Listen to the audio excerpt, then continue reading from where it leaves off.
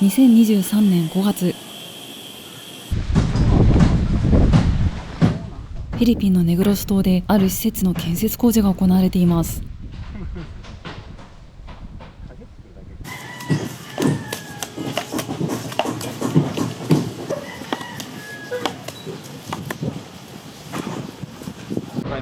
ここは竹だけですね。ここ竹だけです。こっちは木ですけどね。今木で作ってるのは型枠っていうあの中にコンクリートを流し込むための枠なんですよ。じゃあ流し込んで固めたらあれ外すんですか？ケーキ作りみたいな。そうですそうです、まさに。この小石は何用なんですか？これはコンクリートに入れる砂利と砂とセメントで作るんで骨材っていうんですけどね。日本だともうこれがミックスされてコンクリートミキサー車に乗って、じゃあ日本ではもうミックスされた状態で現場に納品される。現場に来るんですけど、これぐらいの規模の現場だと砂と砂利とセメントをそれぞれ別々で持ってきて、で黄色いのがミキサーなんですけど、あそこに砂と砂利とセメントと水を入れてゴロゴロ回してコンクリートを作る。それってフィリピンならではですか？それとも日本も？日本でも砂利混ぜて作ることはありますけど、この量だと。そうです、日本だったらまあ6でしょうね。こちらは NPO 法人イマジナスの代表高橋さんとムー建築工房の玉井さんです。実はここで建設されているのは現地の子どもたちの寄宿舎。家から学校へ通うことが困難な子どもたちへの教育支援のプロジェクトです。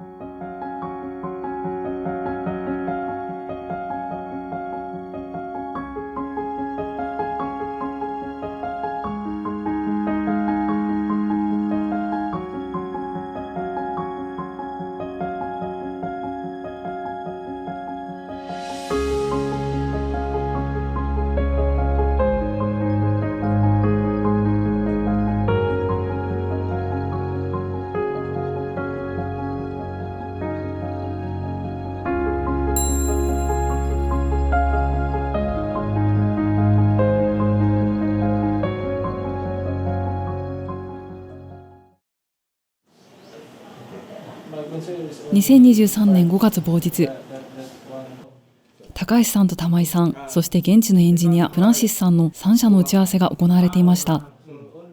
ルーバーって横雨来た時結構入ってくるじゃないですか。屋根って結構どんな感じですか？軒は軒は一応こう出てて、ルーバーは窓があったとしたらこういう雨が入ってこないような、そうですね。やつ。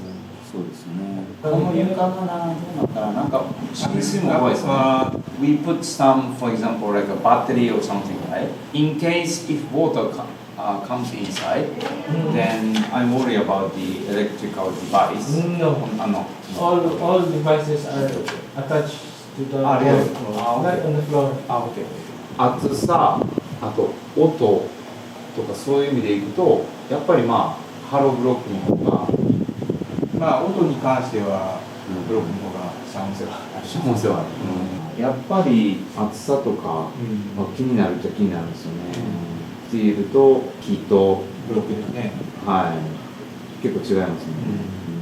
こう今外壁に気にしちゃうと結構日が当たるところに見えてくるので、質がいいかどうかですね。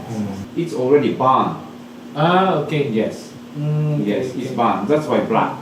Okay. So that means it absorbs sunlight, then get a little bit heat up. Okay. That's also my I thought it's pure wood. No. It's burned. It's a panel. Panel, yes. Panel. Yes. だからまあ建てる場所的に景観をねできるだけ崩したくないっていうのがあるんで、やっぱまあそういう木とか自然素材がいいですよね。いいですよね。もう一晩でいきましょうか。We are going to decide the material on the surface. Yeah, give us one day. Okay. Yeah, but please use hollow block. Okay. 子どもが利用する施設ということもあって、フィリピンの気候ならではのリスクも踏まえながら安全対策が慎重に検討されています。ここでこのプロジェクトの全体像を紹介します。まず企画運営の主体は高橋さんが代表を務める NPO 法人イマジナス。フィリピンやインドでの国際協力活動をはじめ、インターンシップやスタディツアーを通してのグローバル人材の育成、日本やフィリピンでの災害ボランティア活動支援、さらに日本の里山で農耕と子どもをテーマとした循環型ライフの実践提案などを行っています。そして建築デザインの主体を担っているのが玉井さんが所属するムー建築工房。建築家の竹原義二氏が代表を務め、個人住宅、幼稚園や保育施設、障害者福祉施設、宿泊施設などを数多く手掛けている建築事務所です。そしてこの教育支援プロジェクトの事業主体であり、出資を行っているのが日本企業のネグロス電工。創業者の菅谷正夫氏は第二次世界大戦においてここネグロス島での激戦から生還し、あの時の苦しみを思えば今後の人生でどのような困難に出会ってもきっと乗り越えることができるに違いないという思いからネグロスの地名を社名に採用しました。同社ではその縁を大切につなぎ、奨学金プログラムや仕事作り事業などで現地支援を続けています。さらにフランシスさんが代表を務める現地の施工会社が建設の主体を担ってこのプロジェクトが実施されています。建築のコンセプトは大きく2つ。1つ目は自然に帰りやすく環境への負荷が少ないサステナブルな建築。太陽光発電や排水浄化システムも取り入れます。2つ目はフィリピン建築の要素と日本建築の要素の融合。フィリピンの伝統的な高床式構造や竹やニッパヤシなどの自然素材、そして日本の木造建築の工法やデザインを取り入れます。施設は4つのユニットで構成されます。ユニット A はスタッフのための託児所。地域交流を育む多目的のコミュニティスペースも兼ねています。ユニット B は学校へ通う子どもたちの寄宿舎。親元を離れて暮らす子どもたちが安心して過ごせるようフィリピンの素材と工法が採用されます。ユニット C は寄宿生の食堂兼ワークショップスペース。半屋外の開かれた構造でこの施設全体のシンボルとなる空間です。さらにイマジナスが運営する英語学校のゲストルームとしてユニット D が建設される予定です。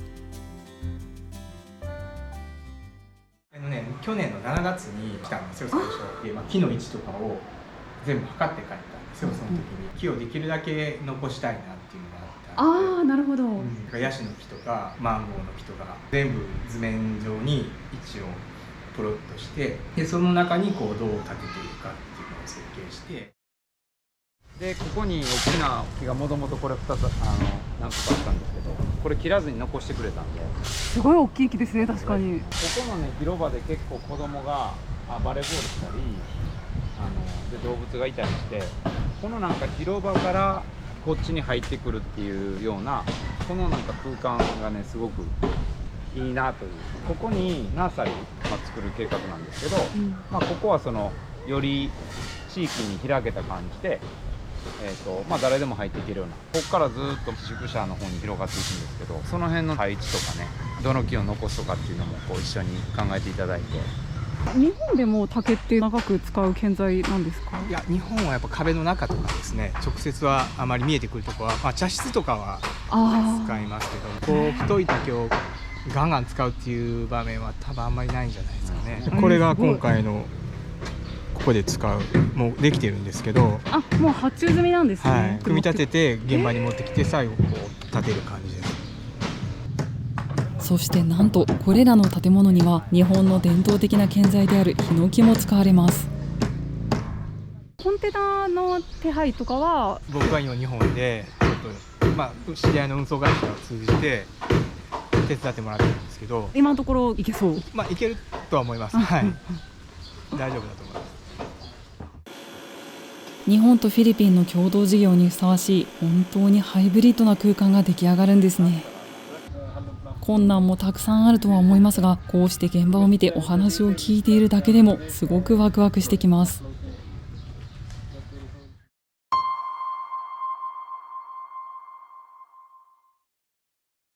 海外でお仕事されるのは、今回が初めて？もちろん初めてです。英語で打ち合わせも今回が？もちろん初めて。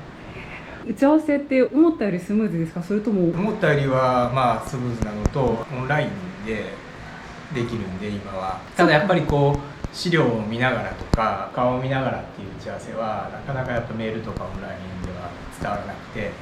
図面は言葉を書くときは英語で？全部英語で書いてます。まあ、そんなにでも書くことたくさんないので、仕上げ材の名前とか指示ですね、ここはこういうふうにしてくださいとか、単語とかですけどね、書いてる感じですね。へー。フィリピンにはこのプロジェクトの前に来られたことはあるんですか？初めてです。アジア独特のああいう空気感とか匂いとか街のね、ああいうのがすごい好きなんで、すごくなんかこうフィットするというか、自分のフィーリングに。外国でお仕事をされるのは初めてだけど、もともとバックパッカーとかで英語は使われてた？使ってたっていうほどのことじゃないですね。本当片言で。やっぱりでも思ってることをね、伝えたいなっていうふうなことを思い出すと、やっぱもっとちゃんと勉強しておけばよかったとか、今からでも勉強しようかなとか気持ちになってて、YouTube とかアプリとかで聞いてちょっと練習したりはしてます。私が長年関わらせてもらってる見て子ども園が東広島っていう町にあってですね、里山を使って山のところにいろんな園舎が作られてて、施設環境整備にずっと関わらせていただいて、僕らもいくつか建物を作らせてもらったんですけど、たまたまここのイマジナスの高橋さんがその広島の先生と知り合いで、今回のプロジェクトの話が上がった時に園長先生に相談されて、ご紹介いただいて、結構いろんなジャンル店舗やったり、あとは古民家のね改修、板前船っていう船がこう小樽からずっと秋田から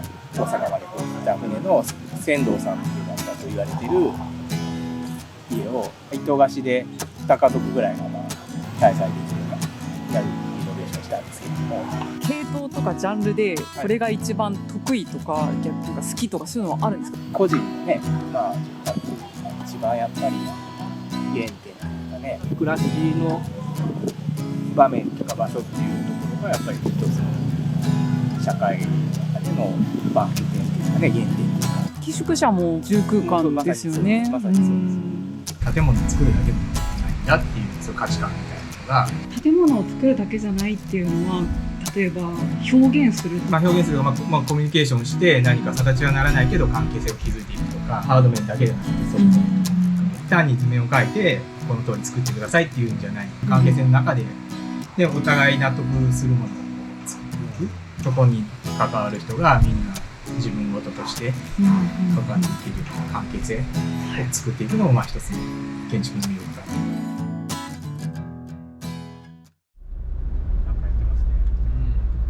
打ち合わせと現場視察を終えて車で出かけるお二人に同行させてもらいました。こちらはザモラアグリファーム。広大な敷地でたくさんの農作物や植物の栽培、そして動物の飼育が行われています。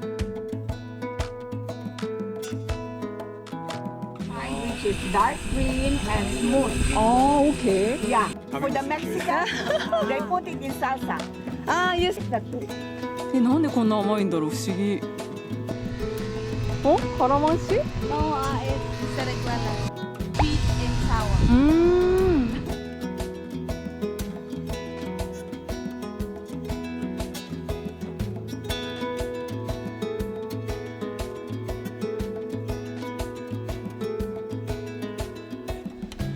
こっちに特徴的な建物が建っています。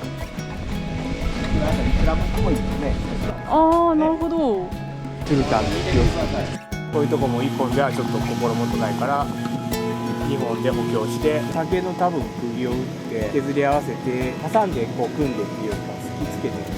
へえ。高橋さんはこうして現地の技術や自然豊かな環境、人々の暮らしの様子などを玉井さんをはじめプロジェクトの関係者に積極的にシェアしています。このような現地をリアルに知れる体験があってこそ、フィリピンと日本それぞれの特徴を融合させた寄宿舎プロジェクトが実現しているように感じました。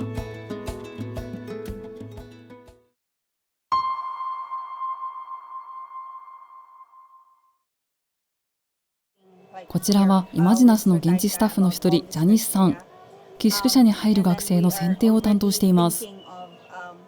I already like helping, even before I'm in the NGO. So ask my family or my friends to go to to orphanage, even go to a prison. My birthday, I actually went there and give them food and like toiletries, little things. I like to do small things. I like how the working environment here. Your opinion, your suggestion is always important. Sir Taikai will just talk to me or will give an input. You're not asked to do this, do that, but you are free to do your ideas. They must be like a good student who wanted to study maybe in science high school. They cannot really come here because the expenses going to the town is expensive. There are a lot of students who are like traveling really long distance going to school. I know that because when we visited, we really go to their house. I was really surprised. Oh my God, this child are really like sacrificing walking, because even me, it was really hard already. What if it's like raining? Like what will you do? Because it's already hard to walk there, like it's not raining. He ever like thinking of being absent or being tired of going to school, and because he likes to go to school. These are the students that we are looking for, like students who are interested to study, students who are like willing to do all this, sacrifices to finish their education. ジャニスさんに寄宿候補生が住む村まで連れて行ってもらうことになりました。交通手段はこちら、現地のバイクタクシーハバルハバルです。まずは海沿いの町から山側に向かって10分ほど坂道を登っていきます。この時点でもフィリピンの田舎ならではののどかで美しい景色が広がっています。ここからはアップダウンの激しいオフロードに入ります。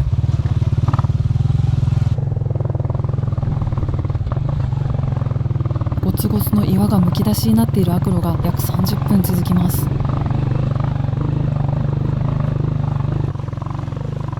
急な上り坂に来たかと思えば、今度は急な下り坂。まるで座席がロデオボーイになっているジェットコースターに乗っているような感覚です。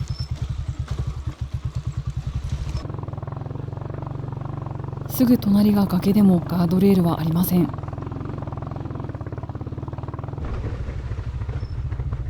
寒気はまだマシですが、雨季に入って雨が多くなると歩くことさえ困難になります。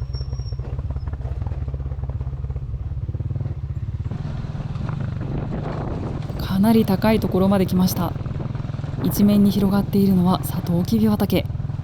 この辺りの集落はサトウキビをはじめとする農作物の栽培で生計を立てています。とっても綺麗な景色ですが、人の住むエリアはこのさらに先です。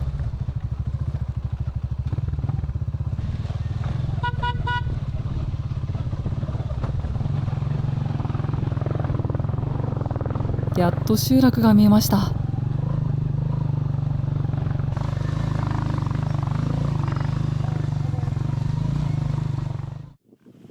さっきまでいた海沿いの町がはるか彼方に見えます。この距離とこの悪路、子どもたちの通学がいかに困難かがよくわかります。Pila ka bok ni? Yeah. Kayang seven? Seven? Seven? Normal road? Normal road seven. Seven? This kind of road, pila ay pinaka-maximum? Five. Five! まずこの村にある唯一の小学校に連れてきてもらいました。こちらは6年生の教室です。And the mantle is the second or the middle layer of the earth. How about the fourth? Third layer. It is the third layer of the earth. そしてこちらは1年生。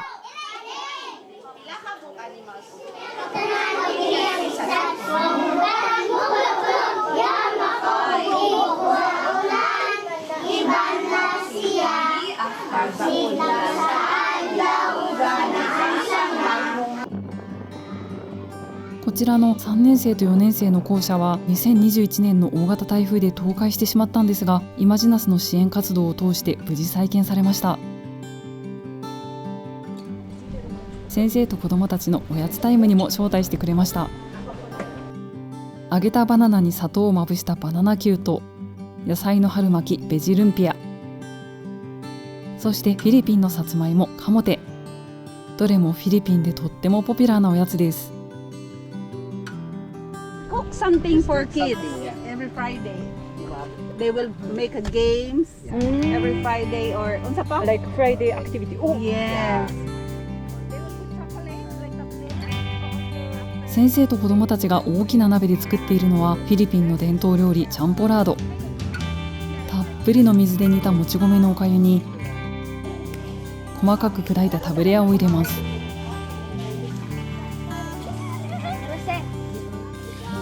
そしてコンデンスミルクと砂糖を加えて甘くしていきます。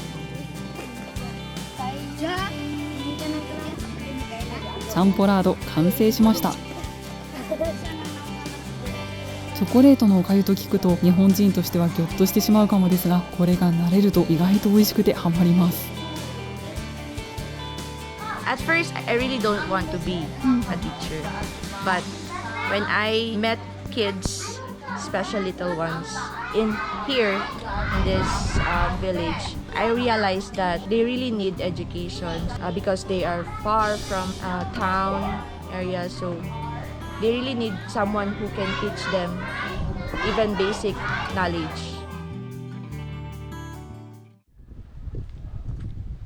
学校を後にして寄宿候補生の家にやってきました。こちらは14歳のマリエルさんです。Unsa ko ning subject imong ganahan? Filipino. Unsa imong plano kung man nakag-eskwela sa high school? Police? You wanna be a policeman? Nga naman police imong ganahan. So she can help the family. こちらはマリエルさんのお母さんです。They're helping in this sugarcane farm, but they also have a small lot to plant corn? The planting of corn is like once a year or twice, depending on the rain. For the sugarcane, I think two? Once. So if that's the case, they will just the leaves of the plum fruit. It's actually used for tobacco. Oh, okay. For cigarette, and they will do that and then sell it on town. So they really don't have any land. Even this one, no? Inyo ni? It's not there. 一家は2014年に別の土地からこの村へ移ってきました。そのため土地を所有できず、別の農家の仕事を手伝って収入を得ています。それでも以前住んでいた土地よりは良い暮らしができているとお母さんは語ります。2人目の候補生の家はさらに山の上の方にあります。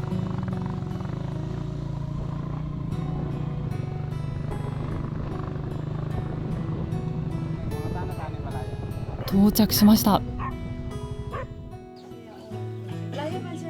山のほぼてっぺん、かなり高い場所です。背の高いヤシの木に手作りのバスケットゴール。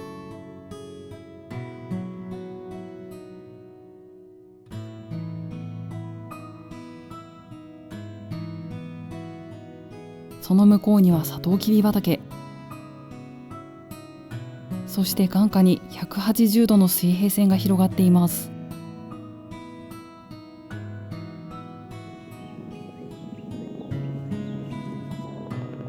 あ、フィリピンの国獣水牛がいます。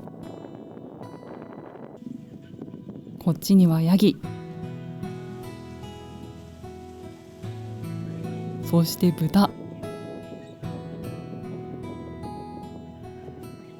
鶏もいますね。木の枝の間に卵がたくさん。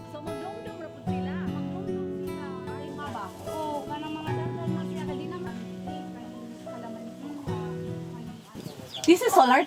Solar ni? Wala mo electricity, ma'am? Wala may solar ang magigamit. But rainy season, ma'am, what we on only for the lights, no TV. うー They have ん TV. さっきのエリアにはまだ電気が通っていましたが、ここまで来ると電気も、そしてもちろんインターネットも通っていません。 Junior high school. 2人目の寄宿候補生のジェッタさんです。 Grade 8. Yes. Okay. How do you get to the school? By motorcycle? Your family or habar? Family. Every day, it's like motorcycle and then walk. Mag-walk ka. Pila ka? Kapit duha. 2 hours. 2 hours. Almost 2 hours. How business is sari-sari? Mo imong source of income, ma'am. Yung sari-sari. Dahil mga baboy, kanding, manok. They will sell the Animals? animals if they need to buy something. The husband is farming. Corn farming. And then some root crops. Niya, doktor. Oh. Ayaw man na siya kay para sa mga kabataan. Hindi na kamuha sila. Dili na si nila makuha niya kalisod sa dalan nila. Tungod sa naaman tayo mga sakit, gusto ko na ako siya nga. Gipangayo ko na ako sa Ginoo nga kung unsa iyang kuha o tabangan. ここで営まれているのは、日本ではもうなかなか見られない自然と共生する昔ながらの素朴な暮らし。同時に最低限の収入を得ることや子どもたちが教育を受けることも困難な非常に厳しい暮らしです。でも村の人たちは明るく陽気で、子どもたちも夢を持ち元気に、そしてたくましく暮らしています。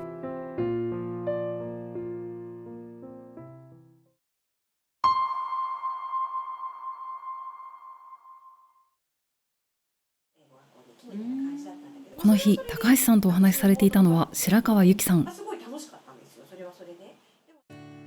白川さんはまだインターネットがなかった時代にヨーロッパ・アジア間を数ヶ月かけて旅するユーラシア大陸横断バスを実現。その後さらにトルコから南アフリカまで14カ国を貫くアフリカ大陸縦断トラック、赤道直下から南極までをつなぐ南米大陸縦断バスを企画し実現された方です。書籍の出版や講演、さらにカフェダイニングの運営や古民家のリノベーションなど精力的に活動されています。そして現在は高橋さんがここネグロス島で運営されている語学学校デティの熱心なリピーターでもあります。デティは今回のプロジェクトにあたり土地提供などの全面支援を行っている語学学校です。白川さんはここに留学したことがきっかけで寄宿舎用の土地の購入に出資者の一人として協力されています。フィリピンに留学でね来るっていう、その連絡をもらった時にね、そのメールでやり取りをしてるんですけども、その白川由紀っていう風な名前が僕はなんかちょっとピンときたんですよ。見覚えがあった。見覚えがあったんですよ。で僕はこの本に自分が20歳の時に出会ってたんですよ。すごい前に。すごいですね。ちょっとびっくりしましたね。この人。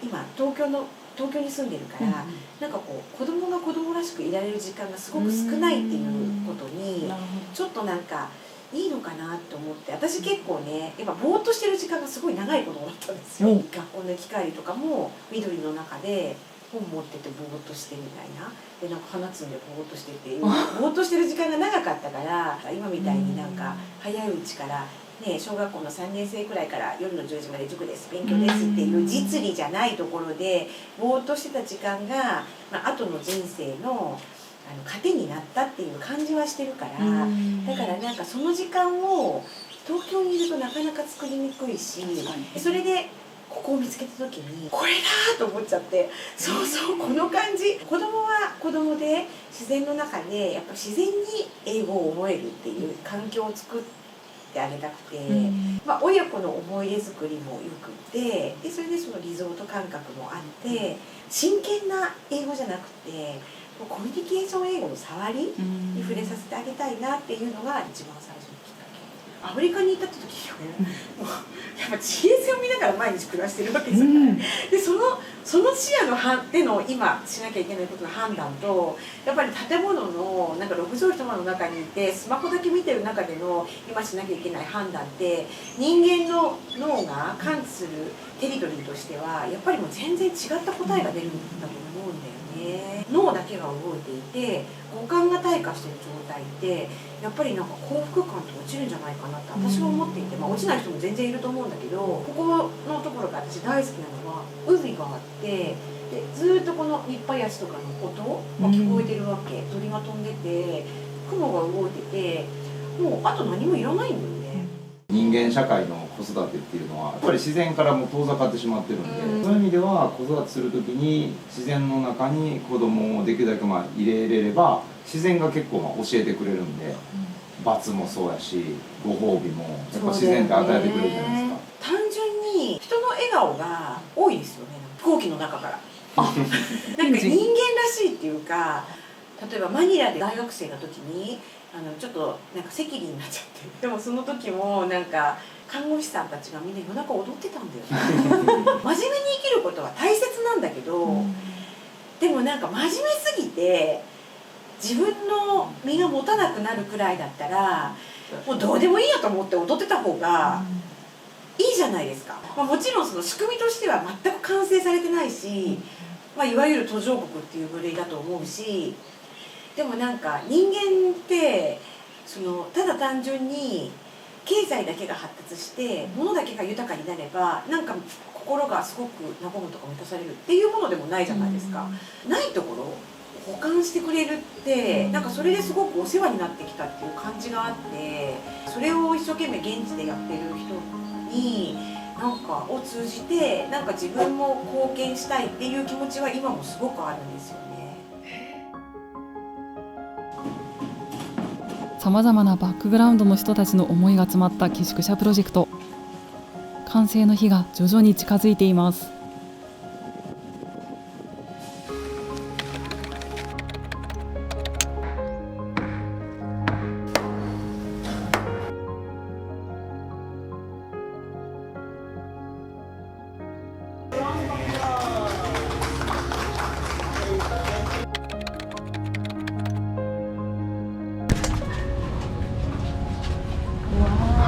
Hindi ko na yung inimbestigahan mo.